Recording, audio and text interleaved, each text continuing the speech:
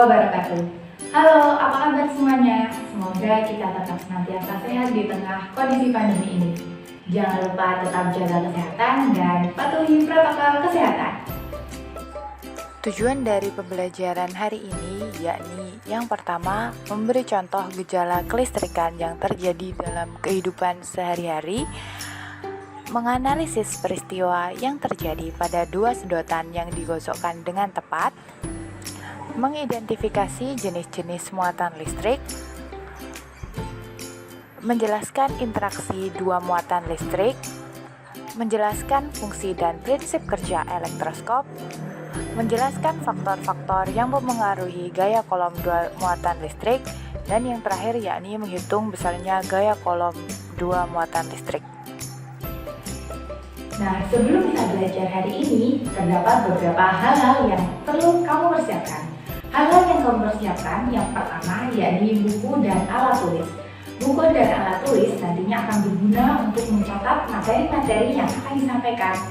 Yang kedua adalah suasana belajar yang nyaman. Suasana belajar yang nyaman akan memudahkan kamu untuk menerima pelajaran. Dan yang ketiga adalah posisi belajar yang nyaman.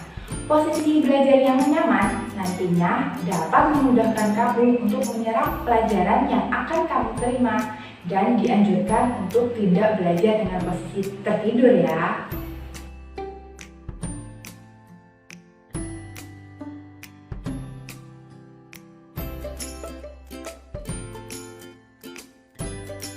Nah, sebelum kita belajar mengenai listrik statis hari ini, apakah kalian tahu kejadian-kejadian alam yang berhubungan dengan listrik statis?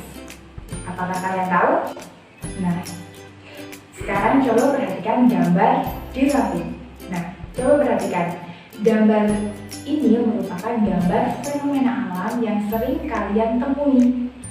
Dan biasanya fenomena alam ini ada ketika hujan.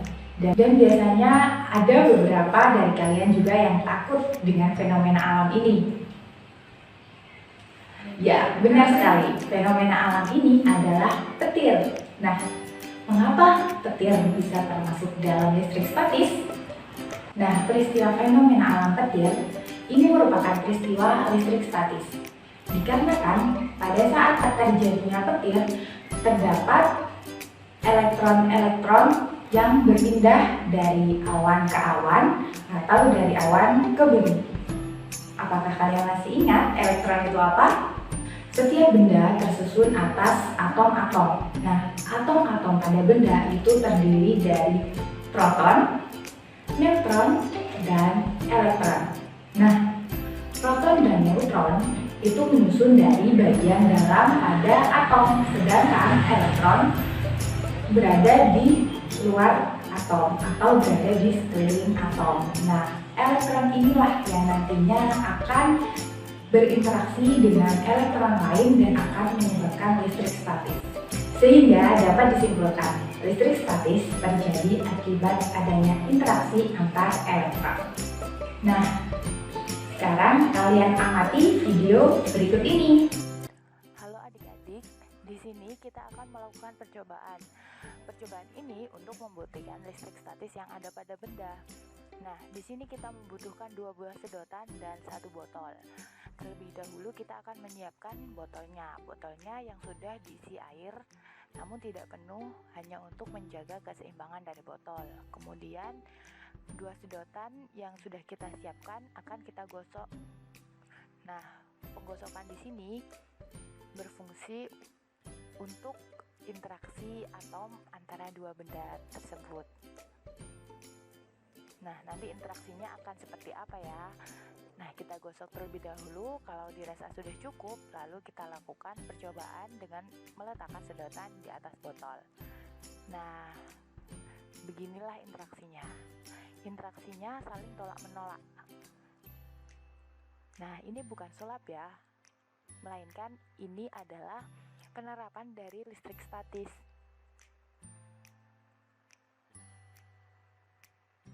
Nah, coba kalian analisis, kenapa sedotan bisa saling tolak-menolak?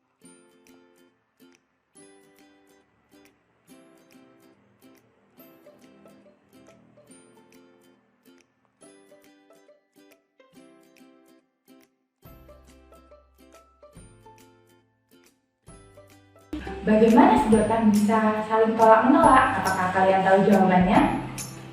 Nah, mari kita analisis bersama. Listrik sendiri terdiri dari dua jenis. Yang pertama adalah sejenis. Dikatakan sejenis apabila dua benda bermuatan sama, yakni positif-positif atau negatif-negatif. Nah, ketika dua benda bermuatan sama, maka dia akan saling tolak-menolak atau saling menjauh. Nah, yang kedua adalah listrik yang tidak sejenis atau berbeda. Dikatakan berbeda apabila pada dua benda memiliki muatan yang berbeda. Benda A bermuatan positif, benda B bermuatan negatif. Nah, itu bisa dikatakan dengan berbeda. Dan jika berbeda, dia akan saling tarik-menarik atau saling mendekat seperti magnet. Seperti itu. Bagaimana ya cara mengukur muatan pada suatu benda? Nah, untuk mengukur muatan pada suatu benda digunakan alat bernama elektroskop. Nah, alat elektroskop ini mempunyai bagian kepala dan juga mempunyai bagian daun. Nah, kepala dan daun merupakan bagian inti dari elektroskop. Nah, ini merupakan gambaran animasi dari elektroskop. Nah, kalau gambar aslinya bagaimana ya? Nah, gambar aslinya seperti ini.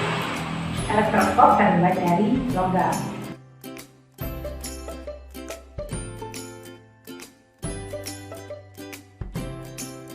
Bagaimana prinsip kerja dari elektroskop? Nah, prinsip kerja dari elektroskop ini apabila dia didekati oleh benda yang bersifat negatif, maka kepalanya akan berinduksi menjadi positif dan pada daunnya dia akan menjadi negatif. Jadi, posisi muatan yang ada pada daun ini sama dengan muatan yang ada pada benda. Ketika daun pada elektroskop bersifat negatif, maka dia akan membuka atau saling menjauh karena sisi satu dengan sisi yang lainnya bermuatan sama. Nah, begitu pula yang terjadi apabila bendanya bermuatan positif. Maka kepala yang ada pada elektroskop dia akan berinduksi menjadi negatif.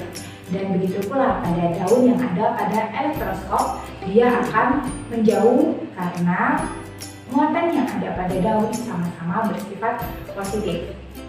Nah, bagaimana jika benda itu bersifat netral atau tidak positif, tidak pula negatif? Maka elektroskop sendiri akan menutup pada daunnya, dia tidak akan membuka seperti itu. Nah, ketika benda sedang berinteraksi atau sedang tarik-menarik atau sedang tolak-menolak, benda tersebut terdapat gaya. Nah, gaya apa itu? Gaya tersebut dinamakan gaya Coulomb. Nah, gaya Coulomb merupakan gaya yang terjadi pada dua muatan saat tarik-menarik atau tolak-menolak. Pada gaya Coulomb ini juga terdapat faktor-faktor yang mempengaruhi gaya Coulomb. Faktor yang pertama yakni jarak suatu benda. Apabila jarak suatu benda semakin besar atau semakin jauh, maka energinya juga akan lebih kecil, energi listriknya akan lebih kecil. Namun, begitu pula sebaliknya, apabila jaraknya dekat, jarak kedua benda tersebut dekat, maka energi listriknya yang akan dihasilkan semakin besar. Nah, kemudian faktor yang kedua adalah besar muatan benda. Ketika dua benda tersebut memiliki muatan yang besar, maka energi listrik yang akan dihasilkan juga akan semakin besar. Nah, begitu pula sebaliknya, apabila muatan benda semakin kecil besarnya, maka energi listriknya akan semakin kecil. Seperti itu, teman-teman. Nah, kemudian besar gaya tolak-menolak atau gaya tarik-menarik dapat dirumuskan dengan rumus gaya Coulomb seperti berikut. Rumusnya yakni Fe adalah gaya elektrostatis dengan satuan N atau Newton. Dan kemudian K adalah konstanta elektrostatis. Konstanta elektrostatis sebesar 9 dikalikan dengan 10 pangkat 9 Newton meter kuadrat per kolom kuadrat. Kemudian adalah Q1 merupakan besar muatan pertama dengan satuan Coulomb. Kemudian Q2 adalah besar muatan yang kedua dengan satuan Coulomb. Dan kemudian R kuadrat atau jarak jauh antara benda, seperti itu. Kemudian selanjutnya adalah contoh soal. Contoh soalnya di sini kakak mempunyai yakni dua benda yang memiliki muatan Q1 sebesar 4 kali 10 pangkat min 6 dan benda kedua atau Q2 dengan muatan sebesar 6 kali 10 pangkat min 6 dan jarak antara kedua benda adalah 2 cm. Nah, berapakah gaya kolom yang terdapat di antara dua benda? Nah, kita lanjut ke penyelesaiannya. Nah, di sini diketahui bahwa Q1 adalah 4 kali 10 pangkat min 6 kolom. Kemudian Q2 adalah 6 dikali 10 pangkat min 6 kolom. Dan jari-jarinya tadi di soal disebutkan dalam satuan cm. Maka kita harus mengubahnya terlebih dahulu ke satuan meter. Nah, ketika sudah diubah ke satuan meter, maka jari-jari yang didapatkan adalah 2 kali 10 pangkat min 2 meter. Nah, kemudian ketika di rumus adalah R kuadrat, maka kita harus membuat jari-jari ini juga menjadi kuadrat. Nah, ketika jari-jarinya dikuadratkan menghasilkan 4 kali 10 pangkat min 4. Seperti itu. Nah, kemudian kita masukkan semua angkanya ke dalam rumus. Nah, ketika dimasukkan ke dalam rumus, hasilnya adalah sebagai berikut. Nah, di situ dapat kalian lihat, K adalah 9 kali 10 pangkat 9, Q1 4 kali 10 pangkat min 6, dan Q2 adalah 6 kali 10 pangkat min 6 dibagi dengan 4 kali 10 pangkat min 4. Di sini menghasilkan nilai sebesar 540 Newton. Ingat ya, gaya satuannya adalah Newton. Nah, di sini gaya interaksinya apa? Tarik-menarik atau tolak-menolak? Kita dapat melihat dari Q1 dan Q2. Karena Q1 dan Q2 bernilai positif atau mereka mempunyai muatan yang sama, maka gaya interaksi yang dihasilkan adalah gaya tolak-menolak. Seperti itu.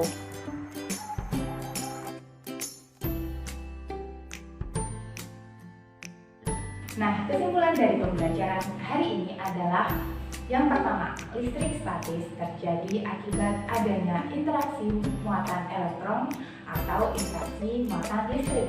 Kemudian yang kedua adalah muatan listrik dapat diketahui melalui alat yang bernama elektroskop.